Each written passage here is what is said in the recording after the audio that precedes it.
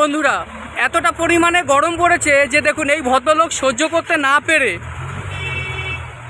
কোথায় এসে বসেছে। দেখুন দুনিয়ার জঙ্গল মঙ্গল এবং এখানে কিছু গাছপালা আছে, ঠিক তার নিচটায় এসে বসেছে। এতটা পরিমাণে গরম যে উনি সহ্য করতে পারছে না। যদি বলেন যে উনি এখানে কি করছে, এই দেখুন ওনার হচ্ছে এটা চায়ের দোকান, এটা হচ্ছে ওনার চায়ের দোকান, এটা হচ্ছে ওনার চায়ের দোকান। উনি চাও বিক্রি করে এবং এখানে লটারি টিকিট আছে, উনি টুকটাক লটারি টিকিটও বিক্রি করে। এই রোদে এতটা মানে কষ্ট হচ্ছে যার কারণে উনি দোকানটা ছেড়ে দিয়ে যথারীতি উনি ওনার দোকানের পেছনে গাছ আছে, এই গাছতলায় গিয়ে বসে রয়েছে। এই দেখুন